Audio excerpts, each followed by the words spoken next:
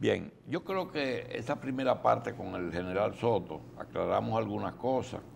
Una es que realmente un llamado a un embajador para consulta no necesariamente una ruptura de relaciones. Y segundo, que ningún país puede enviar un mensaje ni al mundo ni a su propio país diciendo nosotros no estamos de acuerdo con que tal o cual nación decidan su destino. Ellos lo aclaran. ¿Cuál es un mensaje? El que dice el doctor Castillo, que posiblemente sea, bueno, el llamado es para decirle a Reto, no sigan haciendo relaciones que a nosotros no nos gusta y punto. A lo mejor lo van y le dan café en Washington y se acaba el problema. Bien, pero hay un tema que no tiene nada que ver, sino tema en que el general Soto inclusive ha escrito, y que hay un libro que fue el que nos sugirió el tema, un libro de Víctor Grimaldi que dice Revolución, el golpe y no, revolución e intervención, o el golpe y revolución. General, el 25 de septiembre, que se cumplen ahora en septiembre un nuevo aniversario del golpe de Estado, derrocan al gobierno de Bosch, un golpe que aquí es el último golpe militar apoyado por militares que nosotros recordemos. Sin embargo, ocurre el 25 de septiembre, se instala un triunvirato. Este triunvirato cambia dos veces de estructura, de composición, y el 24 de abril estalla una revolución en contra del golpe, y esa revolución, esa insurrección que derroca el gobierno de facto del triunvirato, enarbola una bandera que es el retorno a la constitucionalidad, lo que eso blinda internacionalmente ese movimiento. Y dice, bueno, pero es un movimiento que por su esencia, usted no puede decir, no, que hay muchos comunistas. Bueno, puede ser que esa sea la causa real, pero la que ellos usan fue una magnífica, un lema magnífico de relaciones públicas, es decir, tú no podías decir, tengo 50 comunistas que están connotados, qué sé yo, sino, este es un movimiento constitucionalista. A pesar de eso, unilateralmente el gobierno americano interviene y al mes justifica su intervención con una fuerza interamericana de paz. El 24 de abril se inicia un proceso de ocupación y culmina con la instalación del gobierno de García Godoy. Y dentro de García Godoy, que hace elecciones, surge Joaquín Balaguer. ¿Cuál es el comentario? Un golpe de Estado para retornar a la constitucionalidad produce una invasión. Esa invasión produce unas elecciones y una negociación, y esa negociación implica que una persona que ya estaba olvidado termine en el poder por 12 años, Joaquín Balaguer. Es decir, el esfuerzo por reponer a Juan Bosch termina poniendo a Balaguer. Termina ese periodo, 2 años, septiembre del 63, abril del 65. En el 94 se dice que Peña Gómez era el hombre que tenía aseguradas las elecciones. Leonel Fernández y el PLD ya en ese momento no tenían ninguna posibilidad, ninguna numérica. Resulta que lo que se usa en todos los países es que el que tenga más votos después de los partidos se unen en una segunda vuelta. Aquí tampoco funcionó así. El cuento es que en el 94 ocurre un golpe de Estado constitucional. Y Balaguer dice, no, no, espérate, viene por ahí el rodillo, no, yo me quito, y repitió lo que hizo en el 61. Los cívicos no me quieren, me voy, y se fue. Sabía irse Balaguer, y se fue, cortó de 2 años. No, pero que Jacinto Peinado es el vice, no, no, no, vamos toditos. Sabía irse para volver. Seguro, sí. Pero sabía irse y dejaba esa puerta abierta. El cuento es que si usted pone a ver 94, a los 2 años, general, viene con una reforma constitucional que se hizo a la medida de que Balaguer no vuelva o no participe en ese año y que Balaguer se vaya, se le da eso. Pero también le acomodaron a que vuelva el PRD. Y tampoco vuelve el PRD, vuelve el PLD. Usted no encuentra que esos 2 capítulos, y da la impresión de que nadie, que nadie sabe el que ataja, para quién ataja. No. Atajar para que otro enlace. En los 2 casos, el PRD ha atajado para que otro enlace. Es decir, aquella vez se atajó para Balaguer, y en el 96 se atajó para el PLD. ¿Es así? No, yo pienso que hay otras razones, ¿verdad? Volvemos a la síntesis que nos gusta hacer. Yo pienso que el primer punto que tú agotaste, yo creo que da en el clavo perfecto. La guerra de abril, la revolución de abril, la sonada, como tú le querías llamar, es una de las pocas revoluciones o conflictos en América Latina que tenía un tema tan elevado, ¿verdad? Como la Constitución. Ah, porque lo otro era la guerrilla. Ni siquiera una revolución como la de Paz Extensoro en Bolivia tenía esa bandera, ¿verdad? Esa bandera. Pero eso es una bandera que no es simplemente un argumento, sino que eso fue lo que dio principalmente, generó en la escalada lo que es la guerra de abril. Entonces, los demás acondicionamientos de la intervención, yo quisiera que tú me permitieras, ¿verdad? Como tú jugaste con la fecha, yo te voy a jugar con una fecha más interesante, teniendo en cuenta que como el último elemento que tú metes es el Partido Revolucionario Dominicano, el PRD, ¿verdad? Hay una similitud muy grande del PRD con otro partido del mismo corte de esa corriente liberal que fue el Partido de la Restauración, que es el Partido Azul, que exhibe muchas de las contradicciones y conflictos que tiene el PRD. Pero yo quisiera que tú me dejaras hacer esta, para que juguemos con la fecha. Y como a ti te gustan tanto la fecha, te voy a decir lo siguiente. Por ejemplo, a mí me llama la atención, ¿verdad? Y déjame decirte que yo soy escéptico, o sea, no vamos a buscarle ahora, oye, primero, resulta que la anexión a España ocurrió en el 1861, la anexión. 100 años después, exactamente 100 años después de la anexión, entonces, y fíjate cómo se enlazan esos eventos, es ajusticiado Rafael Leónidas Trujillo. Exactamente 100, 1861, 1961, ¿verdad? Bueno, pero ¿qué sucede? Que la guerra restauradora, que la origina la anexión a España, ocurre en el 1863, con el grito de Capotillo. Y se da el golpe, primero la elección de Juan Bosch, ¿verdad? Sí. Y luego el golpe de Estado del 63, que es lo que va a originar la guerra de abril después. Del 65. Pero resulta que en el 1865, termina la guerra restauradora con el triunfo de los dominicanos. Y se da entonces 100 años después, exactamente 100 años después, la guerra de abril.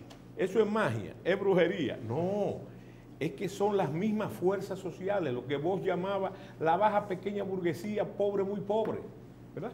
Que él la describe perfectamente y eso da origen a esa.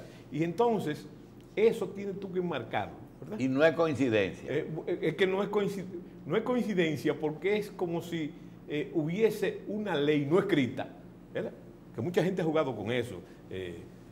Bosch y creo que Peña hablaba del ciclo de los 30 años, ¿verdad? que estamos en una época que se han roto Ya todos roto los ciclos. todo ese muñeco. Todo ese muñeco, ¿verdad? Porque como decía usted hace un momento, el país cambió.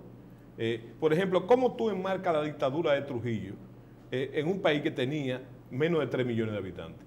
Pero el país, ¿cuánto tiene hoy? 11 millones de habitantes. Y la estructuración de la sociedad es totalmente diferente. ¿Entiendes? Entonces, pero la materia prima es la misma. ¿Y quién saca a los militares del poder de mover el poder político de aquí? La experiencia del 65. Ese es un proceso que hay que entenderlo muy bien ahora. Hay que entenderlo muy bien. Porque ahora, por ejemplo, tú estabas hablando al principio del problema del tema político, ¿verdad? De cómo se está cuadrando las cosas políticas. Nosotros tenemos un problema, que es que nosotros pensamos que el conflicto, ¿verdad? Que la crisis es una cosa, a nosotros la idea de la crisis nos amilana. Óyeme, el Estado nació del conflicto, nació de la crisis. El Estado mismo, la figura del Estado nació del conflicto. Y como dicen los empresarios, muchos empresarios, a veces de las crisis económicas, ¿verdad? Sí. Hacen grandes oportunidades. La mayoría de las fortunas se hicieron en crisis o en guerra. ¿Por qué te estoy diciendo esto? Cuando tú me preguntas eso ha sido un proceso, pero también atañe a las estructuras políticas y civiles del país, ¿verdad? Por ejemplo, yo veo que ahora el tema de la reelección, por ejemplo, el debate sobre la reelección va a ser enriquecedor. ¿Tú sabes por qué? Porque se han ido creando las estructuras que no existían antes para esa discusión, y figuras como el Tribunal Constitucional. Y todo está pasando con eso. También está pasando con la organización de los partidos, ¿verdad? Entonces yo pienso que ese debate va a ser enriquecedor. Con la diferencia de que las organizaciones e instituciones existen, antes no existían. Y por eso se daban el acuerdo patriótico, pero ya hay otras estructuras. ¿Entiendes? Hay otras estructuras. No estoy diciendo con esto que, bueno, porque nosotros estamos llenos también de leyes vírgenes. Mira, por ejemplo, a mí me preocupa que con ese afán de hacer leyes para todo bueno, hay que tomar en cuenta que existiendo esa estructura presidencialista, le estamos quitando paulatinamente, y la gente no se da cuenta, facultades al presidente de la República en un país que culturalmente está diseñado para ser un país presidencialista, ¿verdad? Y entonces, cuando tú vienes a ver, el presidente quiere nombrar, estoy poniendo una exageración, el presidente quiere nombrar un barrendero en la justicia y no puede. No, ya no, antes era eso. Pero es lo que te estoy diciendo, ¿me entiendes? Entonces, esas estructuras están ahí. Bien, pero no llega a ser un obstáculo en sí para la misma gobernabilidad, esa atomización de funciones, de poderes. Sí, de cómo tú veas la gobernabilidad. Por ejemplo, las Fuerzas Armadas, que fue lo que originó la pregunta. Una de las nuevas tareas y roles de las Fuerzas Armadas es servir de instrumento a la gobernabilidad democrática. ¿Entiendes? Ahora, si tú tienes la gobernabilidad, si tú visualizas la gobernabilidad con el esquema del antiguo autoritarismo clásico dominicano, entonces eso no encaja. ¿Me entiendes? Y no hay una función de orden público. ¿Cuál? De mantener el orden público. Claro que sí. No hay una función de cuidar la frontera. Sí, precisamente. Esas no son funciones. Esas son funciones. Pero yo te digo que esa misión es una misión más. Servir de instrumento. Y la mano de dos. Pero ya no es deliberante que vamos a tumbar un no es eso de que Wessing a pesar de que en el inconsciente colectivo, y usted sabe de eso, por ser médico, en el inconsciente colectivo de Jung, ¿verdad? Los caballos berrendos de los caudillos siguen cabalgando. Entonces ahí se necesita un coronel que se case con la historia, y se necesita, está hablando del pueblo, cualquier cosa, ¿verdad? No, espérate. Pero las generaciones de ahora no saben de lo que usted está hablando. No, pero resulta que tienen un instrumento que no lo saben porque no tienen las vivencias, ¿verdad? Bien, sí. Yo quiero una ñapa ahora, sí. Que esa sí usted puede hablar. El partido Quinta República tiene un aliado en este momento, que es el PRD, que preside Miguel Vargas. Miguel Vargas en el 2008 fue candidato presidencial con una situación, unos resultados increíbles e inexplicables, con un 43% de la votación, no obtuvo ningún senador. Y eso siempre dejó muchas sospechas. Lo otro es, ¿cómo es posible que todas las encuestas daban a Miguel Vargas en la convención? Sin embargo, gana otra persona que no es Miguel Vargas. Son dos cosas que pasaron. Sí. Punto. Miguel Vargas firma un acuerdo para la modificación de la Constitución, en la que mucho del problema que tenemos hoy es culpable ese acuerdo y los que lo firmaron. En ese acuerdo se le da vida a Leonel Fernández y a Hipólito Mejía, que ya estaban fuera de juego, de para siempre. Hoy estuviéramos nada más Miguel, Danilo y Luis, etcétera, etcétera, pero ni Hipólito ni cosa. Ese acuerdo de las corbatas para la modificación. Las corbatas azules. Corbatas azules. Y el acuerdo después con Danilo. Usted entiende que Miguel hizo lo que en cada momento tenía que hacer, o la posibilidad de que no había otra cosa. Yo pienso que tú tienes razón en lo último, pero no se pueden unir los dos casos, como que tienen la misma dinámica. Una cosa fue en una circunstancia muy determinada, ¿verdad? Y discutible, que fue el asunto esto que posibilitó la reforma constitucional, la gran reforma constitucional. Y la otra es el acuerdo fundamentalmente político, electoral, con el presidente Danilo. Que fue producto de la salida de una gran parte de ese partido, sí, hacia una organización nueva. Sí, pero déjame decirte algo, sin pretender meterme en camisa de once varas. Hay que tener cuidado cuando uno habla de PRDismo, PRMismo, sí, ¿verdad? Y el PRDismo histórico, ¿verdad? Yo pienso que en esas dos organizaciones están nucleados PRDistas, ¿verdad? Pero ¿el histórico está en los dos? El histórico está en el medio. Ah, ya. ¿Verdad? Porque el PRDismo, yo lo he dicho en muchas ocasiones, el PRDismo es una cosa que se hereda patrimonialmente. Entonces, espérese, de padre a hijo, de hijo a porque nieto. Eso no es un partido, es un sentimiento. Sí, como dicen. Sí, pero hay una cosa. Se puede afirmar que el PRM no tiene todo el PRD y que el PRD no es tan pequeño como muchos creen. No, estamos totalmente de acuerdo. Estamos totalmente. Es así. Es así. Es así. El PRD no es tan... a entrar en discusiones, yo creo que ambos tienen expresiones, ¿verdad?, de ese PRDismo histórico, pero hay una gran masa de PRDistas, ¿verdad? Hay una gran masa de PRDistas que está en el medio, ¿verdad? Esperando, ¿verdad? ¿Qué va a pasar? ¿Me entiendes? Y fíjate, las elecciones de generales de ahora fueron una muestra de que esa gente no se movió adecuadamente en esas organizaciones, sino que se movió hacia otra parte. Entonces, la resurrección de esos dos candidatos presidenciales que hoy no lo fueran, no es tan importante como el acuerdo para la nueva Constitución. Pero es lo que te decía. Pero es así. Pero eso, claro, por eso está expresado, afortunadamente, está expresado en las instituciones. ¿Me entiendes? Porque, ¿dónde se va a debatir eso? ¿Dónde se va a debatir eso? Lo que tú estás diciendo, ¿dónde se va a debatir? En el Congreso Nacional. Si ese fuera el caso. Pero no hay que hacer un pacto patriótico ni un pacto nacional. ¿Tú me entiendes? Para salir de una eventual crisis en esa...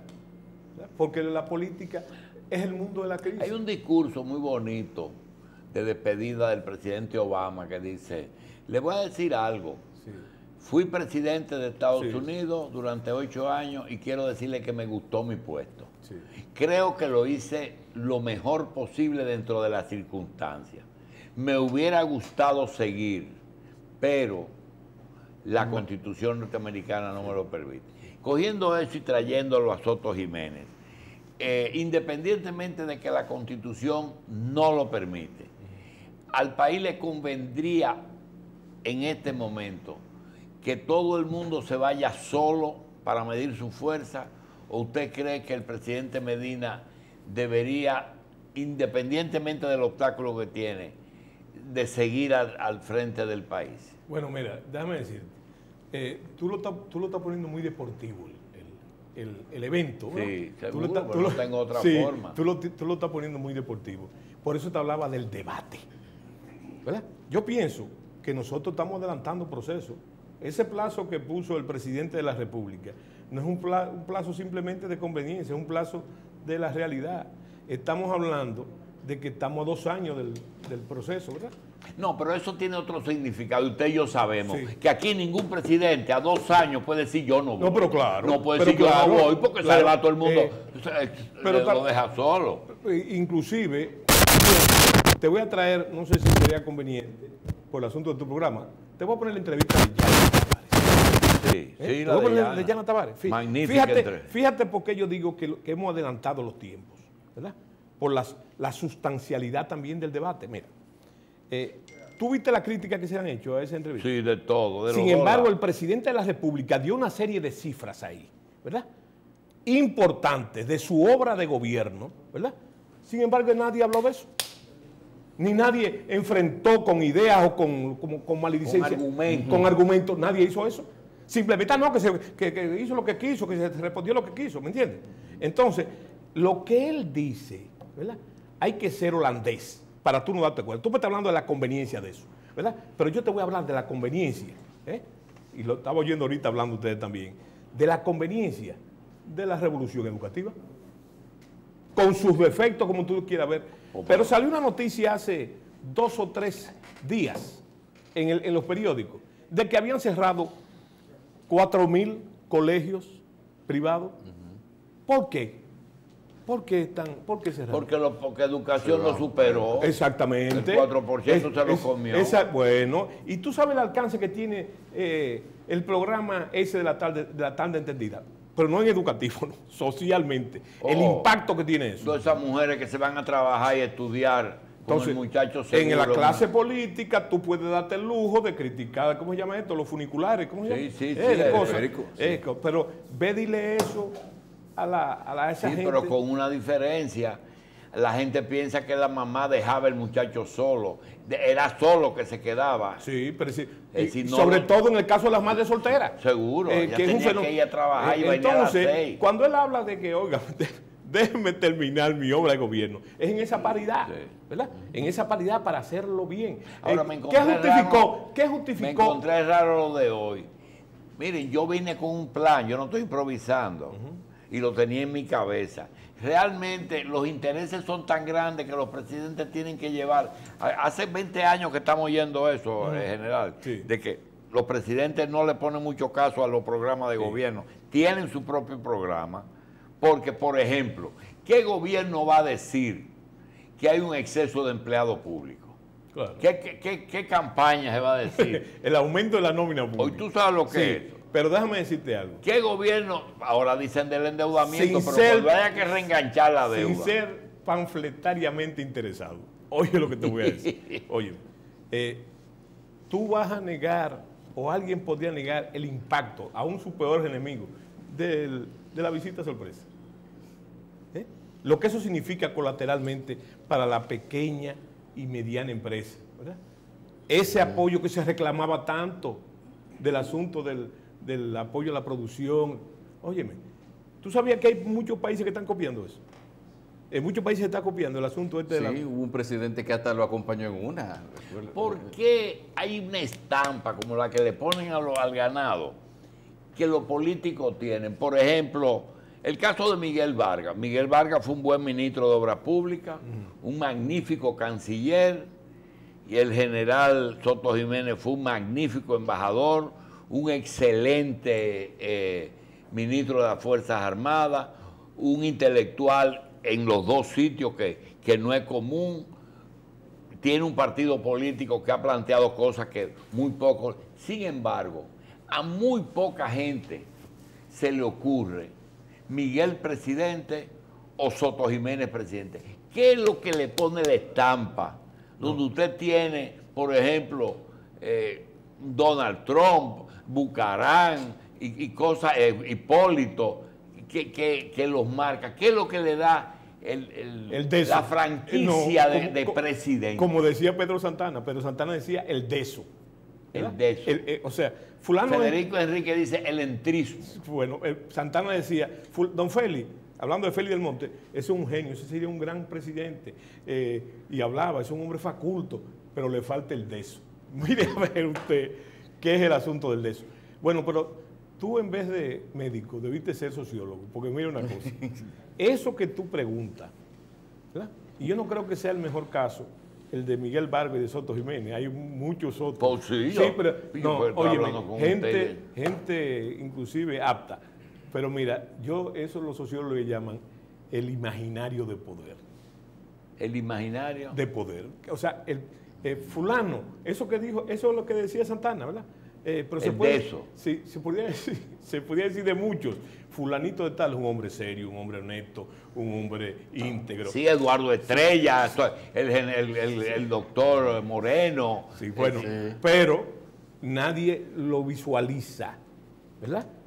Sí, en el imaginario de poder. ¿Por qué? Por eso que decías. Porque parece que hay como un sellito. Hay un sello, claro. Candela, pero hay otra realidad también. Una de las cosas que yo estoy convencido es que sin estructura, ¿verdad? Por ejemplo, seguimos viendo los caudillos, ¿verdad?